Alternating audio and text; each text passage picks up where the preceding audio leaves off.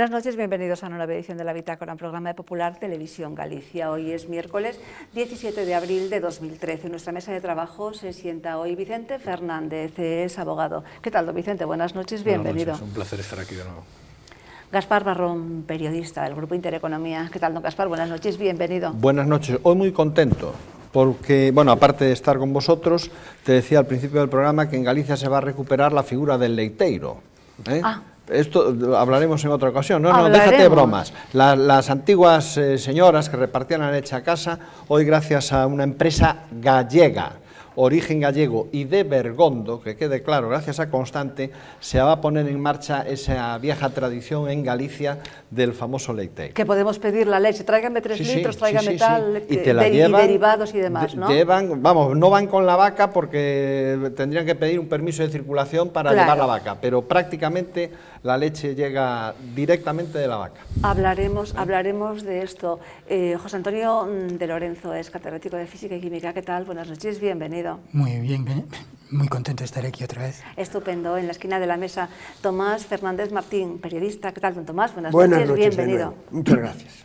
Bien, empezamos con el primer tema de la noche, Pescanova, que agotó la fecha límite para presentar las cuentas a la Comisión Nacional del Mercado de Valores, pero lo hizo, bueno, tarde y mal, porque no lo envió hasta el lunes por la noche, pero iban sin el aval del auditor y sin haber sido presentados al Consejo y firmados los datos. Vemos esta pieza. Pescanova agotó la fecha límite que le había impuesto la Comisión Nacional del Mercado de Valores y no envió hasta el lunes por la noche los datos contables, pero estos iban sin el aval del auditor y no habían sido presentados previamente al Consejo, cuyos miembros debían haberlos firmado. Pero hay más. Su presidente Manuel Fernández Sousa había vendido el 7% de sus acciones antes del preconcurso de acreedores, con el fin de mantener el control del máximo órgano ejecutivo, y lo había ocultado. Lo peor de este caso es que la deuda de Pescanova podría ascender a más de 3.000 millones de euros, lo cual pone en peligro la viabilidad de la compañía. En el entorno de la empresa temen que los actuales gestores estén llevando a cabo un vaciamiento patrimonial. El organismo supervisor y el Ministerio de Agricultura están decididos a terminar con esta situación. En estos momentos se analizan todas las hipótesis legales para evitar la quiebra de la compañía y su posible liquidación. La hipótesis que cobra más fuerza es la posible intervención de la empresa por parte de la CNMV y la destitución inmediata y al completo del equipo directivo, que encabeza Manuel Fernández Sousa. No se descarta la posibilidad de acudir a la Fiscalía Anticorrupción para iniciar un proceso legal, ya que la Comisión Nacional del Mercado de Valores tiene mecanismos suficientes para actuar. A requerimiento de la CNMV, Pescanova informó a través de un comunicado que de los 32 millones que recibió de la citada venta a espaldas de los accionistas, Fernández Sousa prestó más de 9 millones de euros a la empresa a un interés del 5% anual, según consta en el contrato de fecha 7 de febrero. Bueno, pues nada, todo un entramado de cosas, don Vicente. Bueno, sí, parece que las noticias son bastante malas. Hoy yo oía a un representante de los proveedores de la industria indirecta relacionada con Pescanova en Vigo que no sabe muy bien qué hacer, si seguir produciendo, si enviar los pedidos, no reciben los pagarés, y el problema es bastante grave porque no solo es Pescanova, sino hay un montón de industria alrededor en Vigo que a su vez dependen pagos con terceros, ¿no? Y, de todas maneras, yo creo que la administración actual de la empresa tiene un problema grave. Ya el 11 de abril se ha presentado una querella criminal en la Audiencia Nacional y por una plataforma de afectados, y ya se solicita en esa querella que ya el juzgado nombre un administrador y sustituya a los actuales administradores. O sea que el problema legal es bastante importante, pero yo creo que el problema más importante es la repercusión económica en el área de Vigo y el área metropolitana, porque vive mucha gente alrededor de Pescanova. ¿Don Tomás? Pues un poco en esa línea que comentaba la información gráfica primero y que decía ahora Vicente. A mí lo que me sorprende también es que de este cúmulo de irregularidades y un poco despropósitos que se han ido sucediendo en una empresa que pasa por ser líder del sector, internacionalizada a gran nivel, ¿no? Con inversiones en Argentina, en Chile, en Portugal, y que sin embargo tuviera ese trasfondo tan irregular societario. O sea, a mí no me extraña, lógicamente, que la banca que está atrapada y que es mucho crédito el que hay por ahí pendiente, pues que exija un cambio del equipo gestor, ¿no? para empezar a trabajar con un equipo estable y más serio, para un poco plantearse la refinanciación de la empresa y la continuidad. Pero la verdad es que visto desde fuera es una cosa que todo es un despropósito, de cuentas falsas, incompletas, tardías. Y es algo que nos cayó por sorpresa a todos, nadie se lo esperaba, no los trabajadores ni los de fuera. Y cada día que pasa nos sorprende más, ya vamos por los 3.000 millones de deuda, empezábamos en 1.200, ya vamos por 1.300. Y parece que bueno, que van a cobrar, tienen asegurado hasta este mes nada más, luego no saben qué va a ocurrir hasta el mes de abril los trabajadores, sí, don Gaspar. La cuestión es, ¿qué hacen las auditorías? ¿Qué hacen las empresas auditoras? O sea, ¿qué misión juegan aquí? O sea, esto es un despropósito. O sea, una empresa como Pescanova, líder en el sector, que de repente sale este escándalo. ¿Qué ocurre? Esto no deja de ser un golpe para la imagen de España, ¿eh? Porque claro, lo tenemos que sumar a lo que está pasando con los políticos, con los y para casos Galicia, de corrupción, y para Galicia. Bueno, ya por supuesto. Sí. Para Galicia ya como primera, ¿no?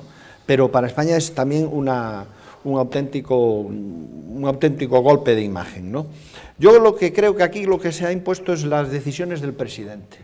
Y ya cuando nos enteramos que lo vendió de tapadillo, que se dice, ya es rocambolesco, ¿no? Entonces yo me imagino que jurídicamente esto tendrá un recorrido muy largo, pero no puede pasar, no podemos quedar con Pescanova recordando el barco en alta mar, o dirigirnos a la página web y buscar esas recetas Pescanova. Creo que tiene que haber una solución, porque además es una empresa que tiene que funcionar, porque tiene muy buen producto y no quiero hacer publicidad. Pero si se llevan el dinero, ¡claro!, y la desmantelan... Ahí voy yo. La gestión es la que ahora hay que buscar la manera de buscar responsabilidades, ¿no? En fin, no sé, y lo más curioso de todo es ese 7% vendido a escondidas. O sea, ¿qué se pretendía ocultar, no? Bueno, y la CNMV tiene mucha culpa en todo esto. Para mí es otra parte importante dentro de este proceso de Pescanova, ¿no? Sí, desde luego, los órganos de control que decimos siempre, ¿no? Que si no funciona... ¿Qué hacen las auditoras? Lo pasa como las auditoras, las pagas y según pagues dicen una cosa o dicen otra. De todas maneras, yo no quiero romper una lanza por las auditoras, pero las auditoras operan sobre los datos que le da el órgano de análisis. El órgano, sí. Además, las auditoras lo que hacen es un sistema de muestreo, testean. Ellos no pueden hacer en una dimensión tan grande un estudio profundo. Bien. Simplemente el auditor llega allí y le da unos datos y él emite lo que podrá hacer son unas cautelas, es decir, pero en su informe. estarás conmigo, Vicente, que saben lo que manejan. Saben lo que manejan. Obran sobre datos, son unos técnicos... Ya, pero es como si usted va al abogado y no le cuenta toda la verdad. Sí, hombre, sí. El abogado difícilmente le va a poder... Yo creo que ellas, como dice, podían un poco percibir que allí aquello no es agua clara todo. Es que si no... José Antonio. No, bueno, primero quería decir que lo de la imagen de España queda deteriorada. Hombre, el New York Times saca un artículo con este tema. Por otro lado, los auditores, vamos a ver, yo he tenido alguna experiencia de haberme auditado cuentas y no le das tú a ellos lo que quieren, sino ellos te piden. Son los auditores los que tienen que pedir la información. Bueno, sí, pero si de lo que piden...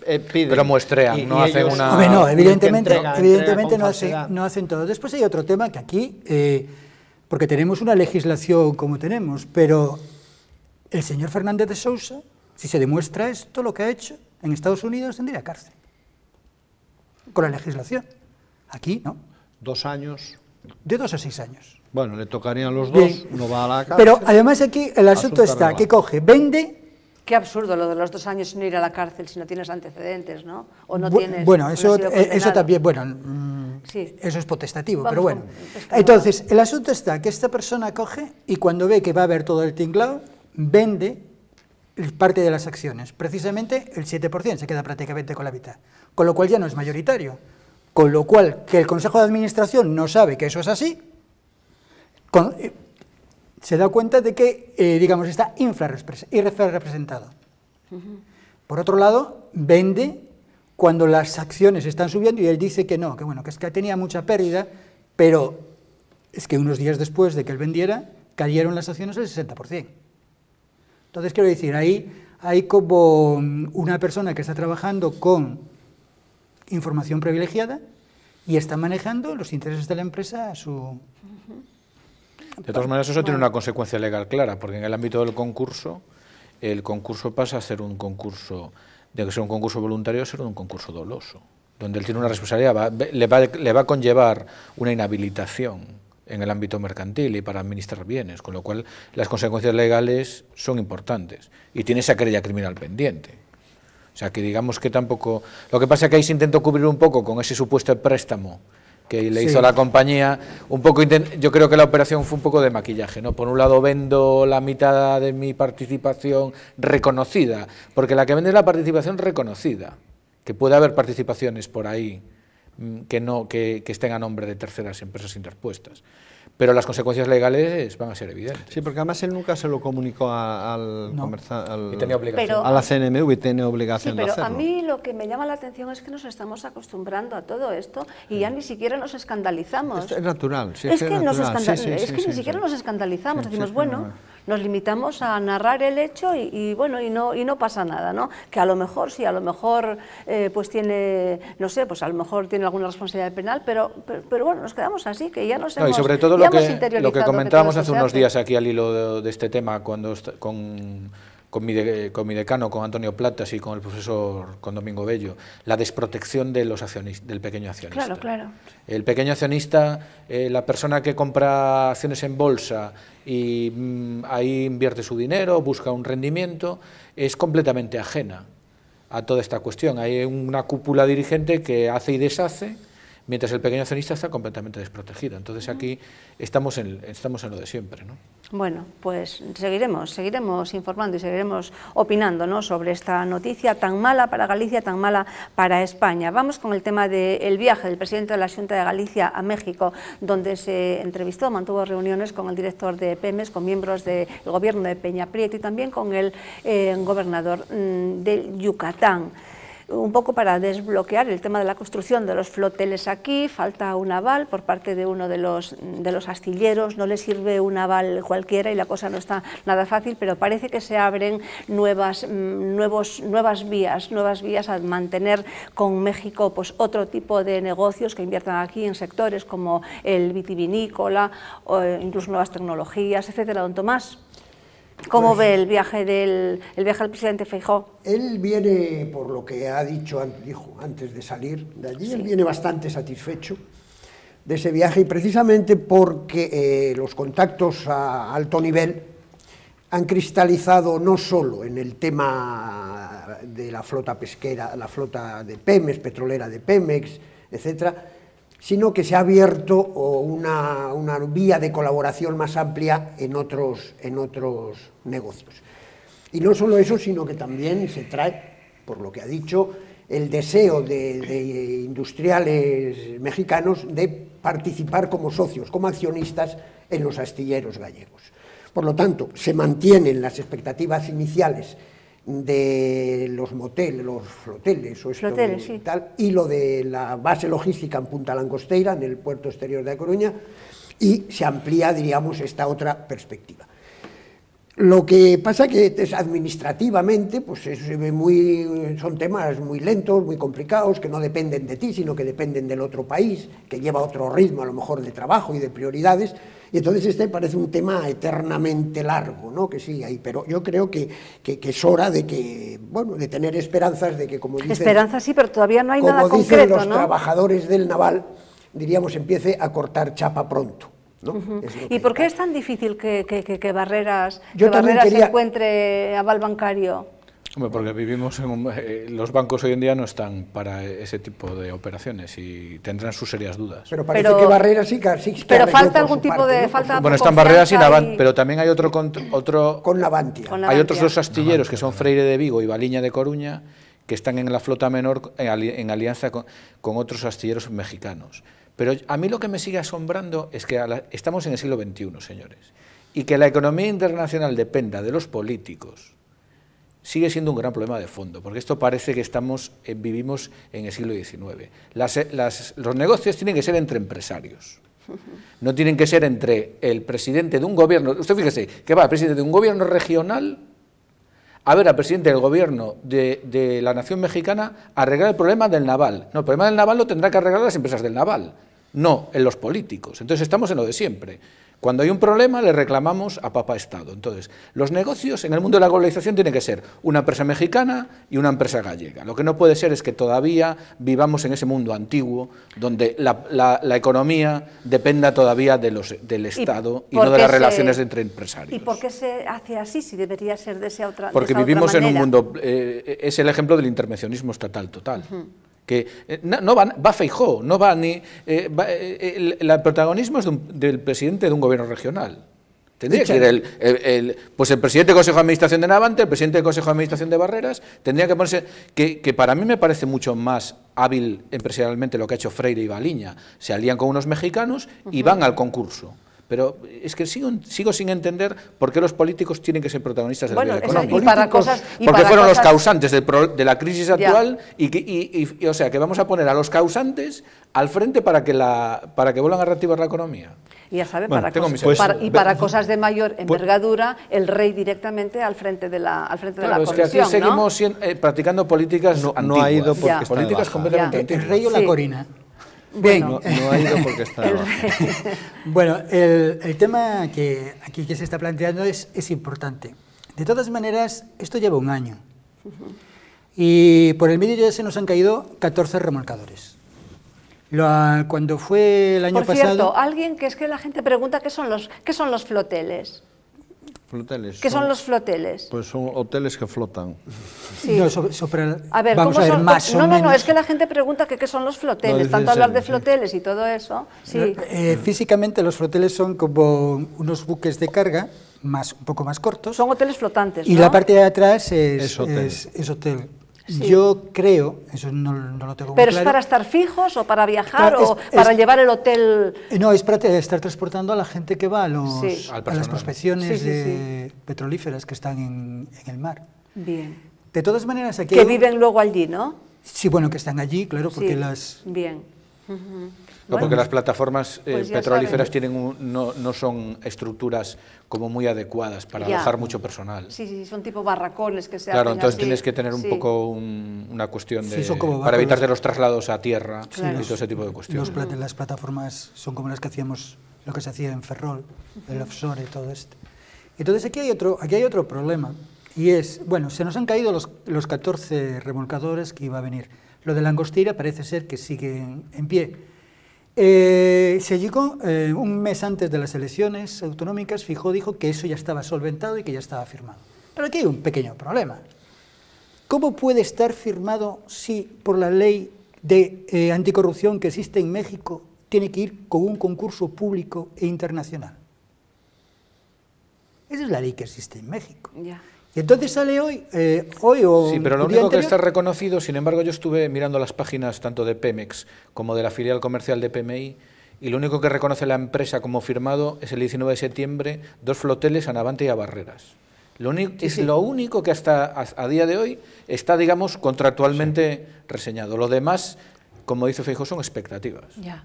Y mucha esperanza, pero ni siquiera los floteles. Los floteles, la página de PMI sí que reconoce. Hay una nota de prensa que dice que el 19 de septiembre se firmó. Sí, se firmó, pero... Lo dice la empresa. 190 millones de dólares. Yo no estoy citando fuentes de la Junta. Es la web de la empresa que tiene en un documento de prensa, dice que el 19 de septiembre se firmó con 2 empresas españolas, Barreras y Navantia, y está pendiente, porque hablan de la ejecución 2013-2014.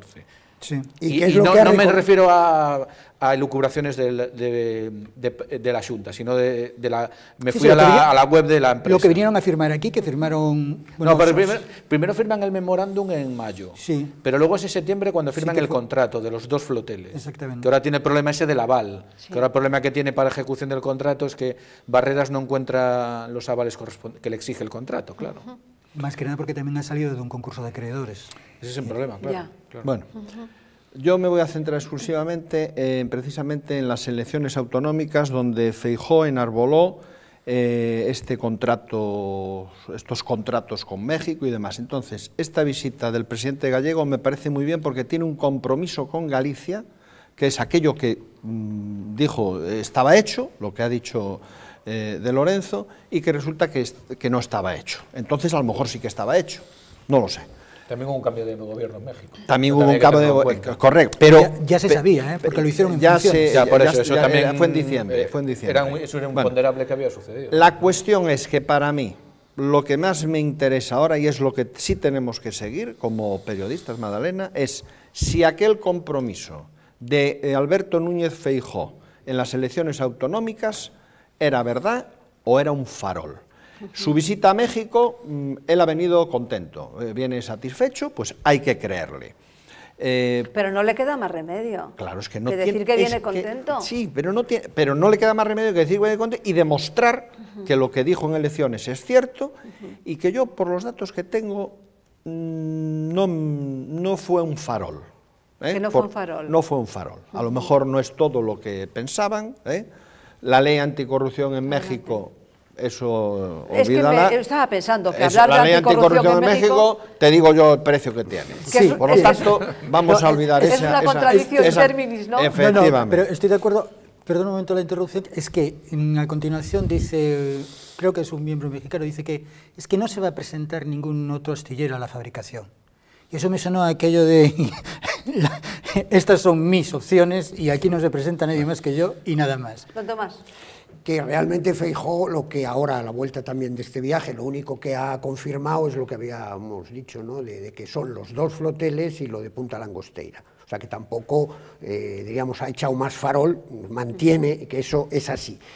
Lo que decías también de que pintan las autoridades políticas en estos temas, hombre, yo creo que lo que hacen es echar una mano. No, es que ahora tiene que pintar, porque se comprometió con Claro, pero digo, lo que hace... que ahora es necesario, es que este viaje tenía que hacerlo. No, pero don Vicente dice en general. Pero yo digo que lo que pero en hacen este caso, es... pues en general sí, pero abriendo un paréntesis, Feijóo tiene que aparecer. Lo aquí. que hacen es echar una mano, Tiene que aparecer. Diríamos, y además suelen ir acompañados de los empresarios correspondientes en este tipo de viajes. Sí, suele hacerse así. Pero eso es política vieja, porque realmente... Bueno, sí, puede ser, pero tenemos que ver otra perspectiva siempre del mundo. un jefe de Estado o un presidente regional a este nivel, vamos, a nivel también de la península de Yucatán y de no sé qué, que ha estado allí, bueno, pues lo que hace es empujar un poco ese tema.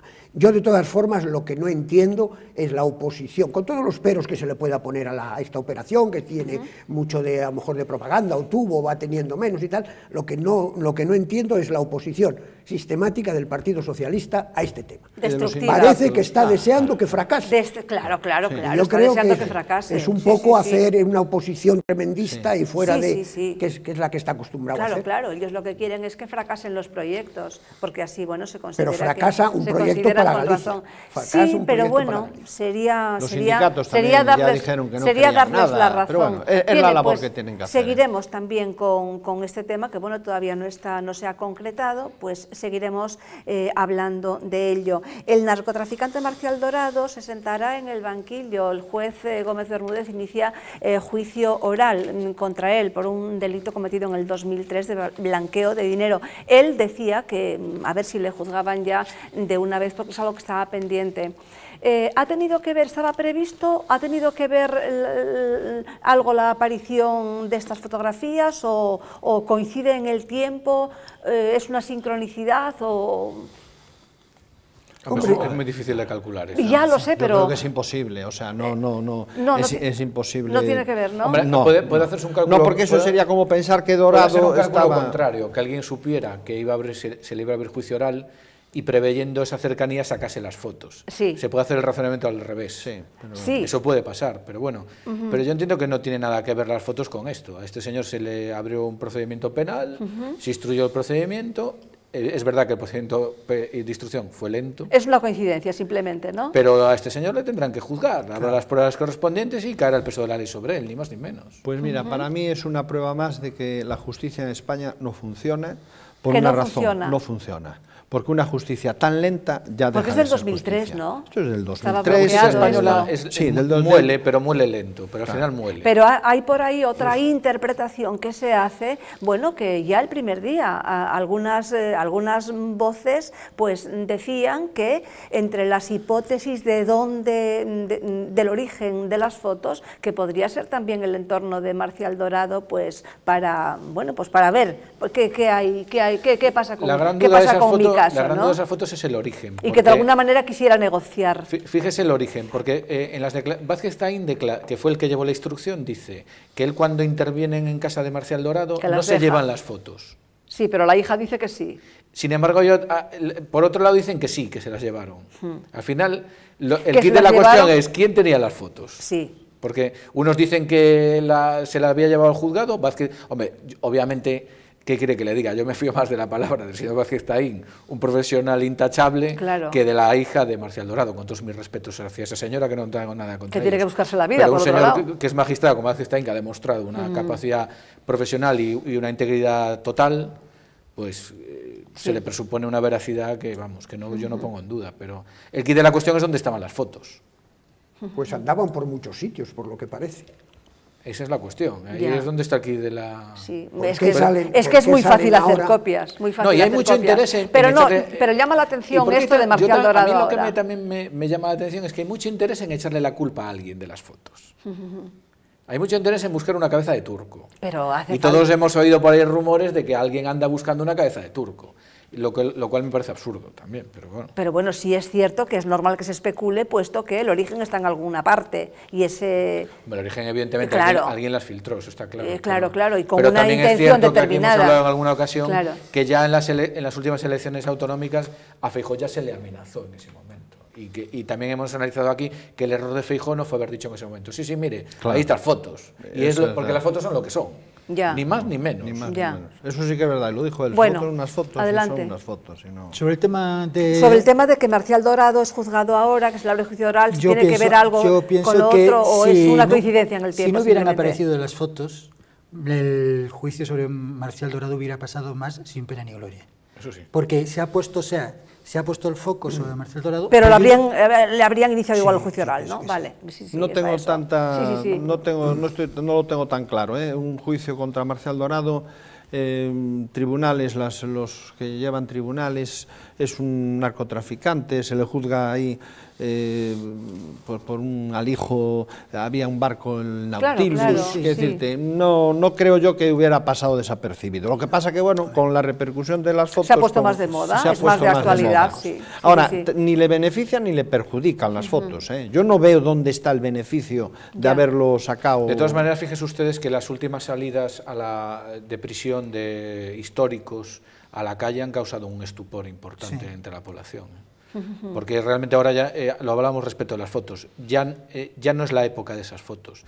Y a mí me gustaría hacer un homenaje a la gente, a las madres, sobre todo a la figura de Carmen Avendaño, claro, de cómo ellos lograron romper esa aceptación social del narcotráfico, ¿no? Cómo esas personas, esas madres, con esa actividad cívica, de manifestar ante la sociedad gallega que esta gente no era gente honorable, sino que se dedicaba a traficar con una sustancia perjudicial para los adictos. Carmen Avendaño, es muy importante. Yo creo que la labor de esa gente nunca estaremos suficientemente agradecidos. Y a los de Cambados, Despierta Cambados, que salía... Sí, pero Carmen Avendaño es, digamos, es el emblema. Es el emblema, ¿no? Detrás de esa señora hay muchísima gente. Por supuesto, ¿no? claro que pero sí. sí que nunca, la sociedad gallega tiene que estar tremendamente agradecida. Tremendamente agradecida, y me consta que sí que lo está. Sí. Bien, pues nada, que se le juzgue y que se le absuelva, se le condene, pues allá los jueces sabrán.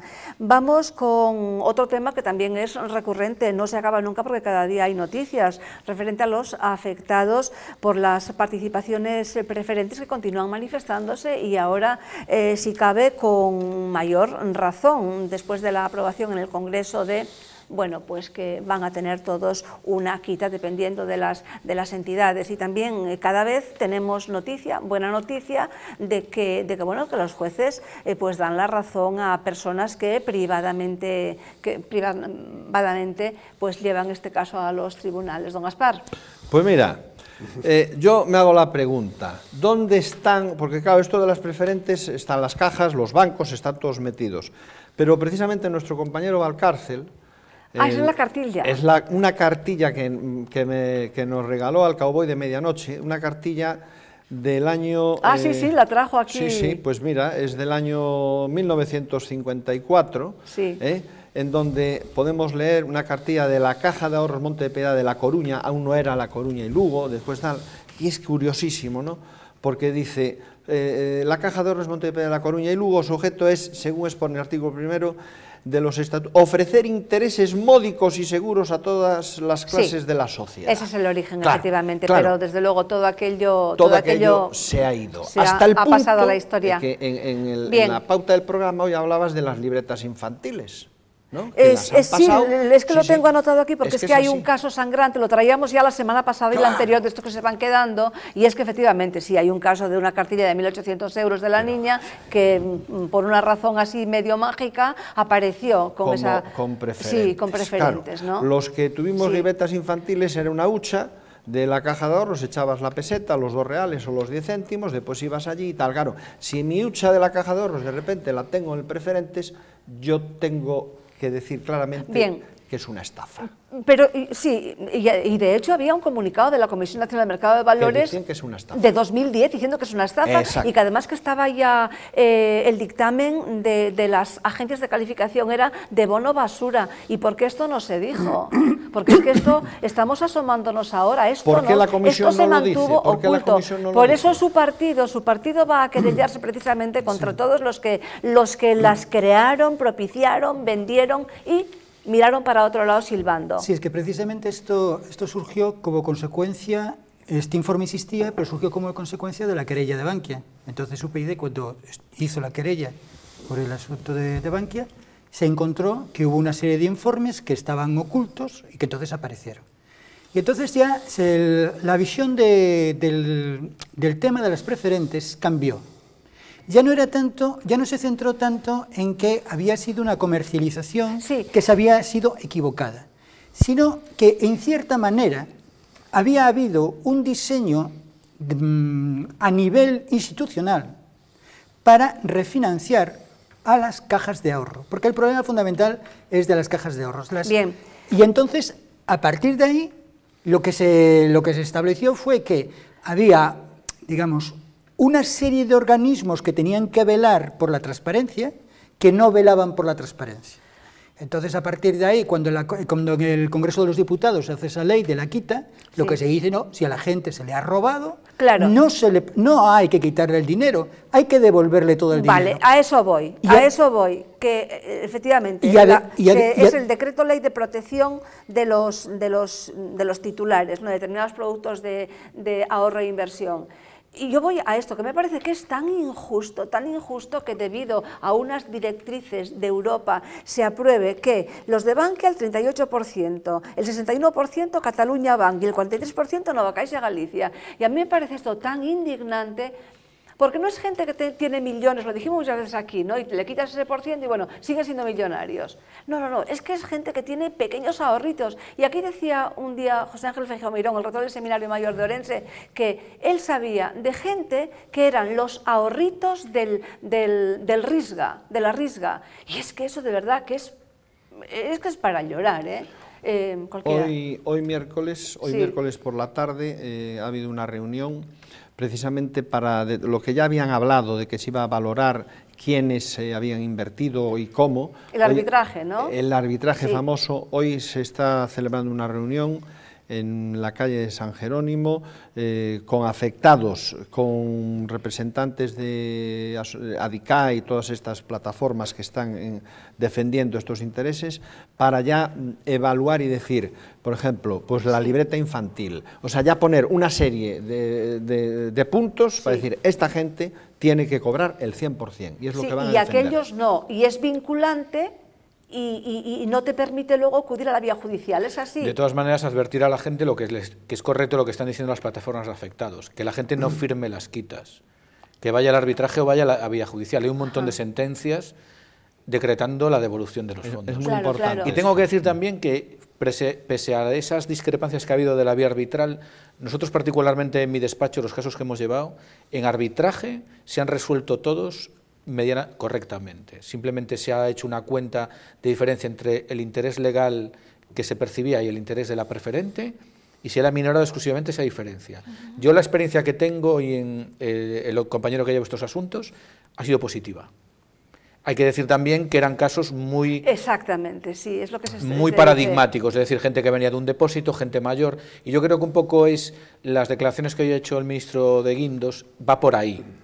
Es decir, fijar muy bien qué perfiles hay. Pero es decir, hay un perfil que es gente mayor de depósito, que a esta gente hay que devolverle el dinero. Ya, pero también hay gente que no es mayor y gente que es universitaria, efectivamente, pero que no es inversora. Yo creo que la cuestión no es bueno generalizar en el tema preferentes. Claro. Lo bueno de las sentencias que ha habido, hay un montón de sentencias ahora, es que los jueces están ya creando una jurisprudencia. Ojo que es jurisprudencia menor, sí, de juzgados de primera instancia, que no es vinculante. Eso que lo tenga muy claro la gente. La jurisprudencia de juzgados de primera instancia es orientativa, pero no es vinculante para el juez. Pero sí que es verdad que los jueces están ya poniendo, digamos, una serie de criterios. Entonces, sobre la base de esos criterios, es lógico que la cuestión evolucione y que sea en la reunión que hablaba aquí don Gaspar, donde se fijen unos protocolos y empecemos a solucionar el problema. Que no se firmen las quitas, para mí, yo estoy de acuerdo con el análisis que hace usted de que el tema de las quitas es completamente arbitrario. Habrá que ver, con la salvedad de que habrá que ver el documento donde se fijan esas quitas, que tendrá que tener algún tipo de justificación. De todas formas, ¿no os dais cuenta que lo realmente lamentable es que la CNMV no actuara ya desde el primer momento? Claro. Esa es la clave. Es que en ese sentido la querella si dice que se estafa, ¿por qué se sabe ahora y no se sabe en el 2010? Ahí es donde la querella de UPyD está muy bien montada porque se dirige Banco de España, Comisión Nacional del Mercado de Valores y responsables de los folletos de emisión. O sea, ataca al organismo emisor y ataca el sistema de comercialización. Ataca muy bien, porque ataca es una querella que estratégicamente está muy bien armada. Y nos va a dar muchas pistas, porque esos señores van a tener que ir a declarar al juzgado y se les preguntará, oiga, ¿y a usted quién le dijo esto? ¿Y usted por qué hizo esto? ¿Y usted por qué dijo esto? ¿Usted por qué emitió este informe? Entonces, ellos van a tener que ir declarando y algo van a tener que decir. Porque además aquí también hay otra cosa, que ha habido esta estafa. Ha habido estafadores, y entonces estos iban a salir sin ningún tipo de responsabilidad. Fernández Ordóñez, el presidente del Banco de España, iba a salir indemne de todo esto. No, vamos a ver, hay gente que es responsable, hay instituciones que son responsables. Y entonces, contra esas instituciones es con las que hay que ir. Porque nosotros, o sea, el ciudadano no tiene por qué saber toda la legislación. Tiene que tener, digamos, en cierta manera, la garantía de que hay instituciones que velan por su seguridad. Tanto su seguridad física como su seguridad económica y todo. Entonces es ahí donde yo creo que han fallado en las instituciones.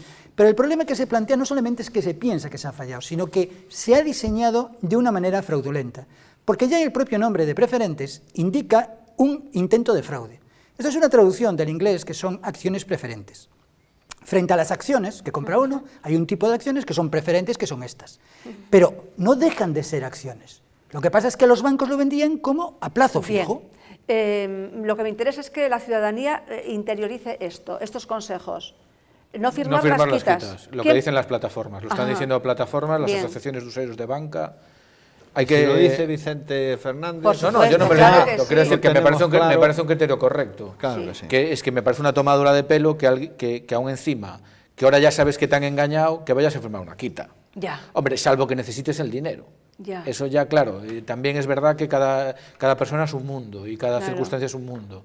Pero las asociaciones están diciendo, no firmen quitas y vayan al arbitraje o vayan ustedes a la vía judicial. Bueno. Sobre todo hay que ver, cada caso es un mundo y hay que estudiar en función de la jurisprudencia, pues ver que... Bueno, el que tenga algún problema que vaya a verla usted al despacho. Que vaya a ver aquí a los compañeros que en toda Galicia llevan este tema. A ti. Si es de Coruña usted, claro, hombre. No. Señalar o añadir que hoy el ministro de Guindos, esta mañana, antes incluso de la reunión de esta tarde de esa comisión de arbitraje donde se trataron los perfiles y estaba muy optimista y hablaba, pero así con mucha contundencia, de que se iba a aportar una solución clara y rápida. Yo tiemblo, cada vez que dice algo de Guindos, tiemblo. ¿Qué quiere que le diga?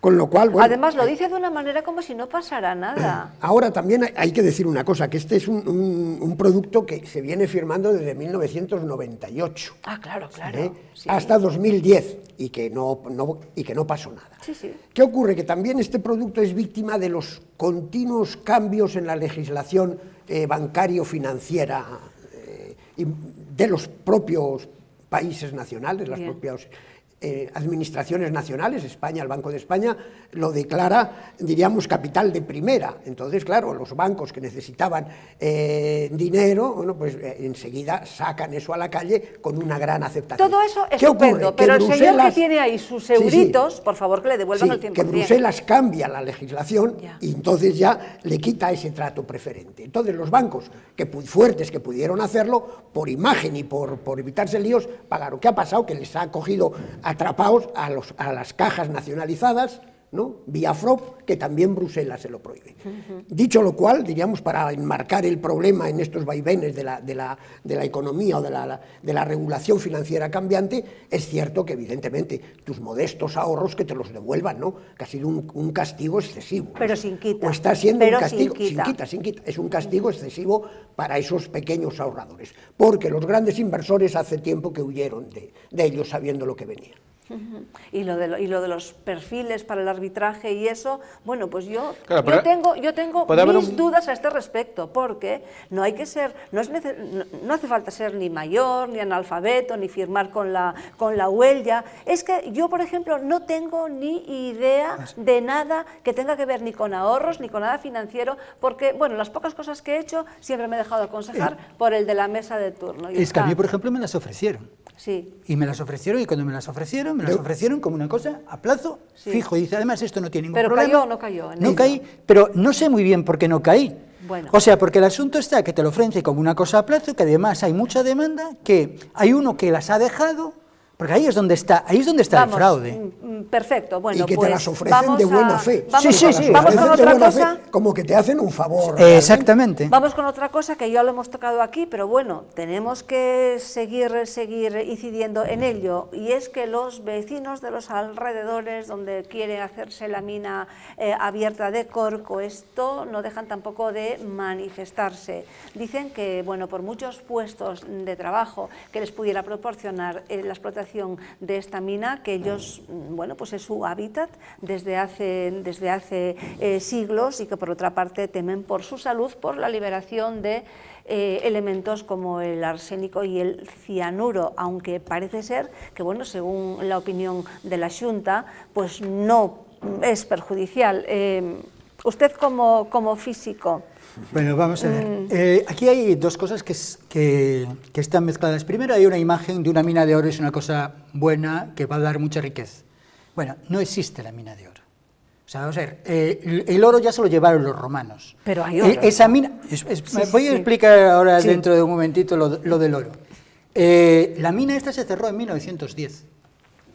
Ahora, con las nuevas tecnologías y con las posibilidades que existe, se puede sacar oro. Pero, ¿saben ustedes la cantidad de oro que se saca?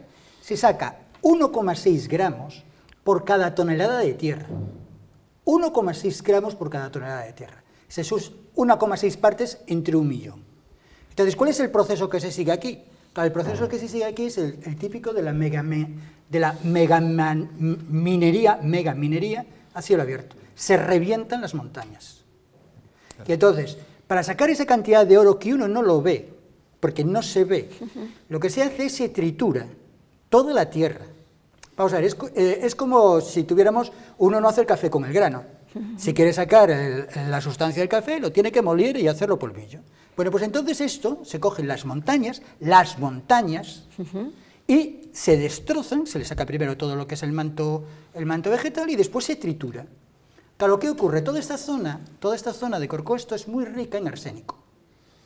Entonces, como es rica, el subsuelo es rica en arsénico, si el arsénico está metido dentro de una piedra, pues no afecta demasiado a la vida cotidiana, ni al agua, ni nada. Pero si uno lo disuelve, lo tritura como el café, pues entonces, igual que la cafeína pasa al agua, el arsénico pasa al agua.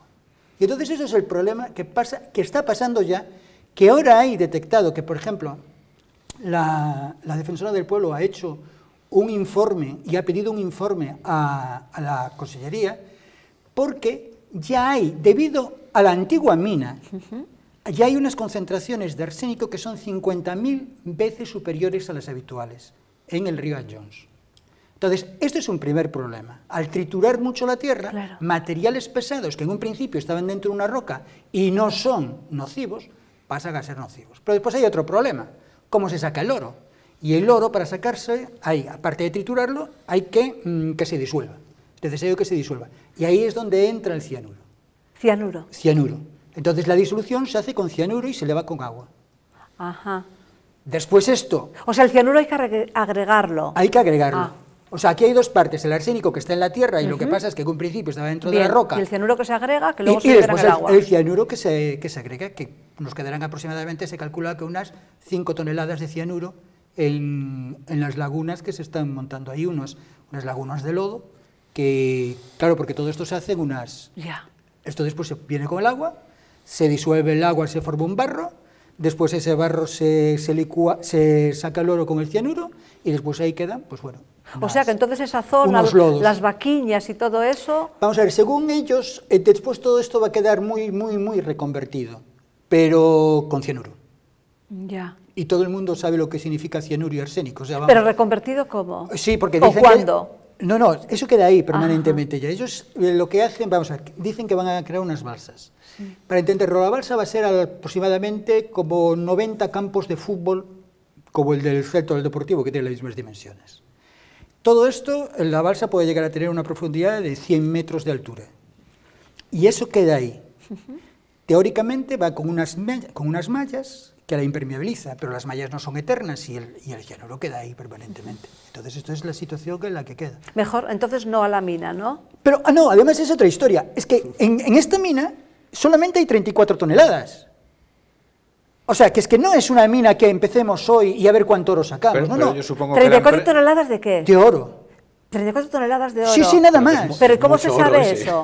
Yo lo veo muchísimo, da para muchos lingotes. No, vamos a ver, 34 toneladas es un bloque de 1 metro por 1 metro, ya, pero bueno, pero es oro. Pero ¿y cómo se sabe que 1.600.000? Sí. Porque se hacen las catas, vamos a ver, ahí Pero cuando la empresa interviene, cuando la empresa quiere abrir esa mina, supongo que ya habrá hecho sus cálculos y le resultará rentable. A ella sí.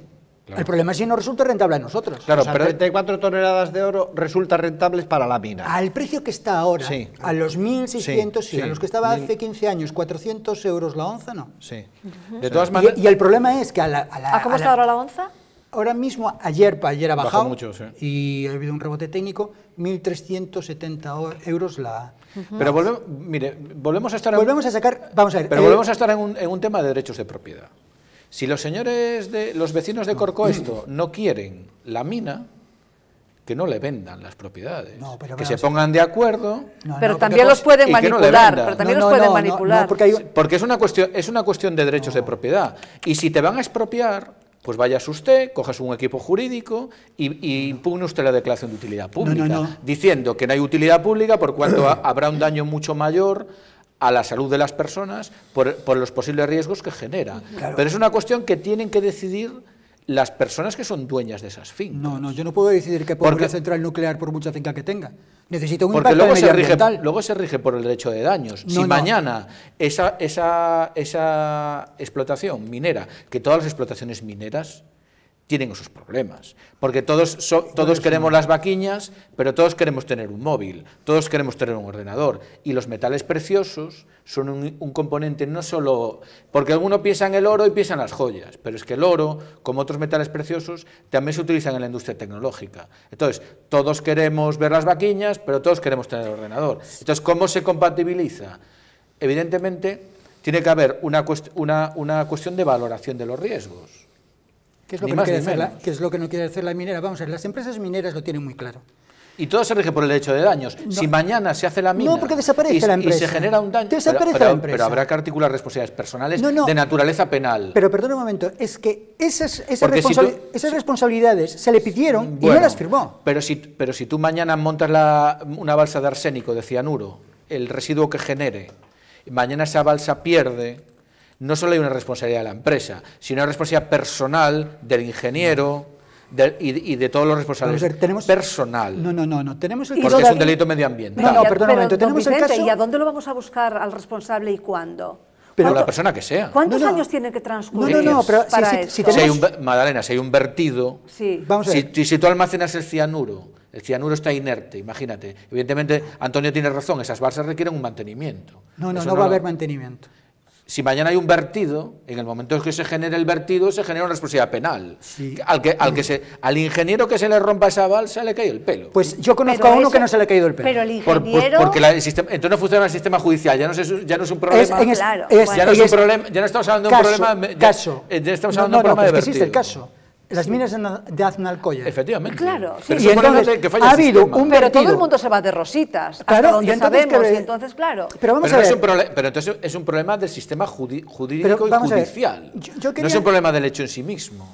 Vamos a ver, yo quería... Pero dado que tiene esas consecuencias, que no habrá ningún responsable. Es la cuestión de armonizar intereses. Evidentemente, ahí hay unos intereses en juego y habrá que armonizar. Pero vamos a ver. Don Tomás. Que Vicente habla desde la teoría, que es el derecho, ahora si ese vertido ocurre dentro de 50 años o 60 años, porque son balsas estables, se genera en el momento del vertido. No, el vertido puede ocurrir al Aznalcóllar, mira lo que pasó. Pero el momento que rompa, vamos a ver, si la balsa está inerte durante 50 años y no genera daños, porque la balsa, imagínate, pongámonos en una situación hipotética, tú tienes la balsa que garantizas que en 50 años es completamente estanca. No, tú garantizas pero que pasa es para 51 años garantizas y en que ese momento vierte, tú no tienes la responsabilidad prescrita, porque el vertido se genera en el momento en que ese cianuro salga de la balsa y genere un daño a propiedades o a personas. Pero si ocurre dentro de 50 años, ¿dónde está esa persona? ¿Dónde está esa empresa? Y los descendientes. ¿Dónde está esa empresa? Pero vamos a ver, pero entonces... Se ha disuelto, evidentemente, pero toda actividad industrial tiene un riesgo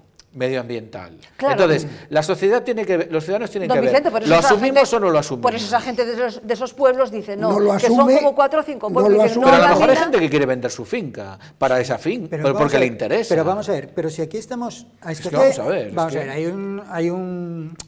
que haber una valoración del coste y el beneficio que se tiene. Pero bueno, precisamente lo que se incide en este tema es que el beneficio es mucho para unos pocos. Porque aquí lo que se saca son aproximadamente, lo que está valorado es aproximadamente 1.400 millones de euros, que es una cantidad suficiente, pero son 1.400 millones de euros. Y a cambio de eso, lo que se destroza son 700 hectáreas y además se produce otros efectos.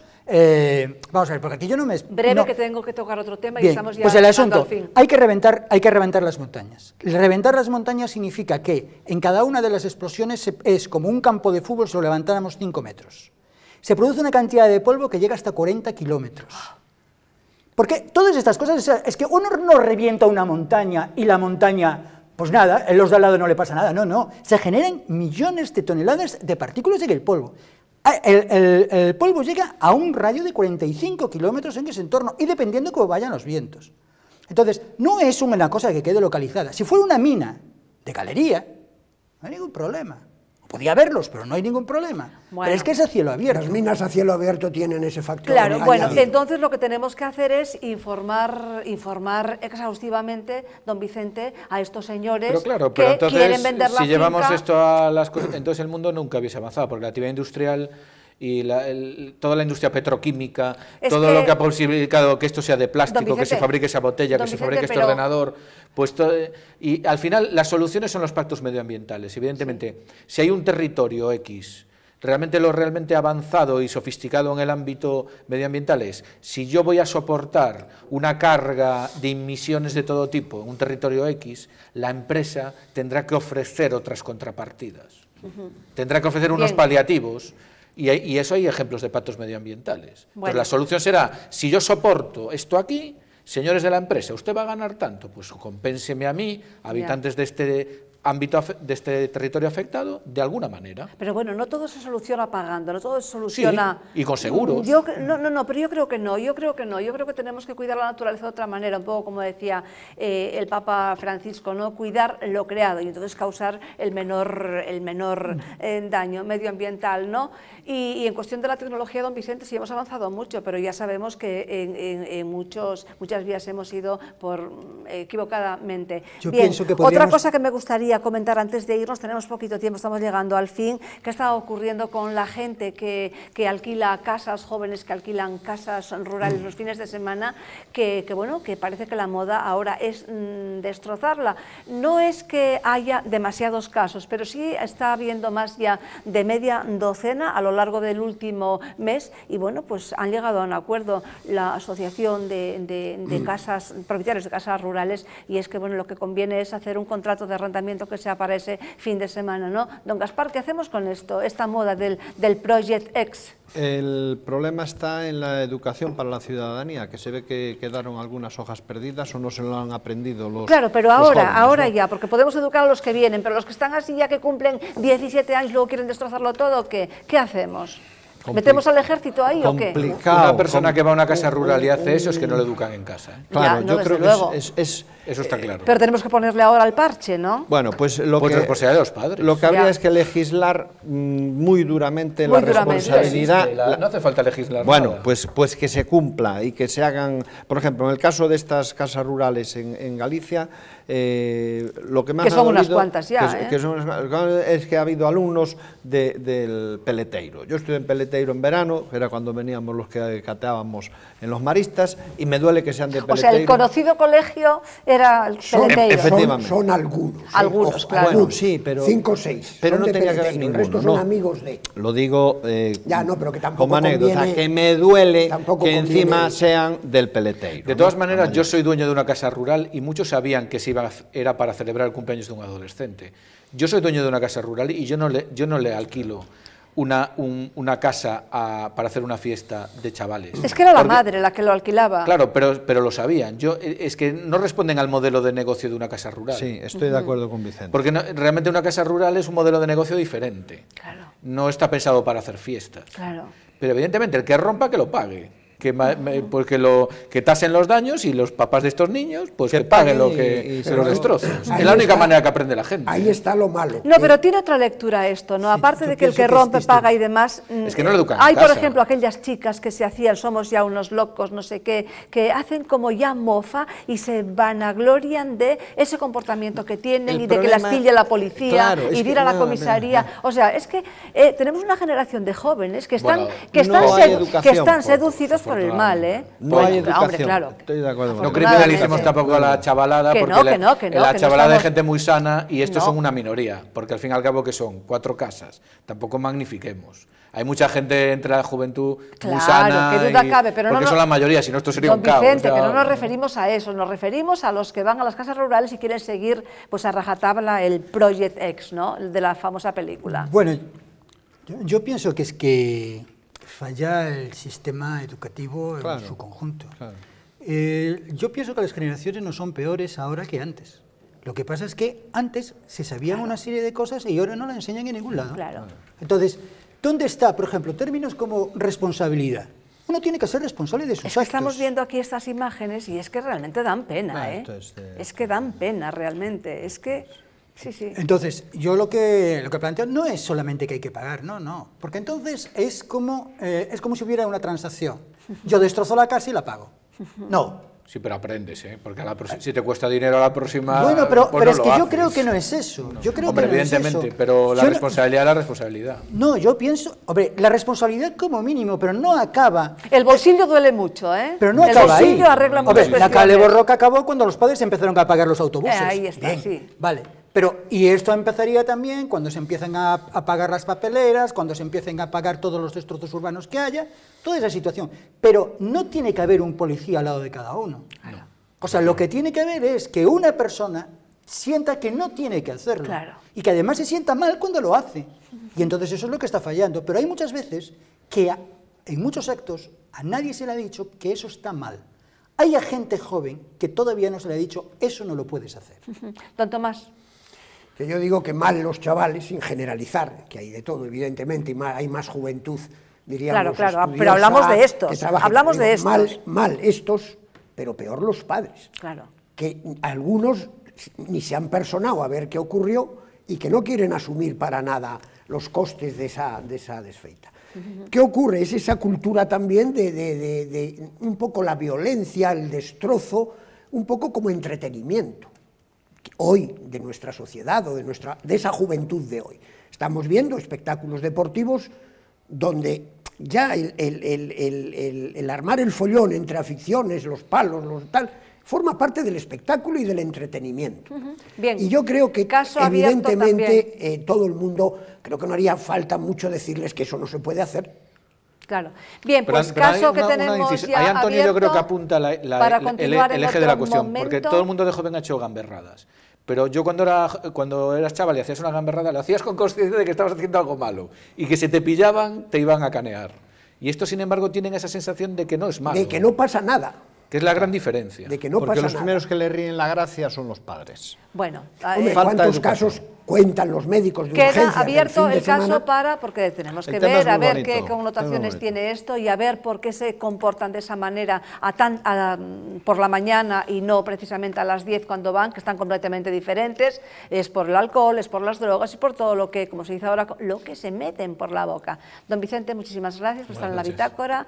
Don Gaspar, gracias por haber venido. Ha sido un placer. Solamente un dato. Venga, Maduro en Venezuela es un inmaduro para gobernar este país. No es un líder, y eso es lo más importante. Atención que puede haber novedades en unas fechas. Parece que va a durar muy poquito. Parece que va a durar No es un muy, líder. muy, No es- muy el poco. problema ¿Qué es va a que ser no un es líder? un líder. Ese es otro Ese es loco. el ese es gran otro loco. problema. Don José Antonio, pues muchas gracias por pero haber antes, venido. un eslogan. Podemos vivir sin 34 toneladas de oro. ¿Podemos ir? Sí, efectivamente. Muy bien. O con 34 toneladas. Que no a la mina. Don Tomás, muchísimas gracias por Muchas haber gracias, venido. muchas Gracias. Le veo el viernes, por cierto, y a usted también le veo el viernes. Gracias a ustedes por acompañarnos un día más. Nos despedimos, como he dicho, hasta el viernes. Estaremos a eso de las 10:30 de la noche. Que sean felices.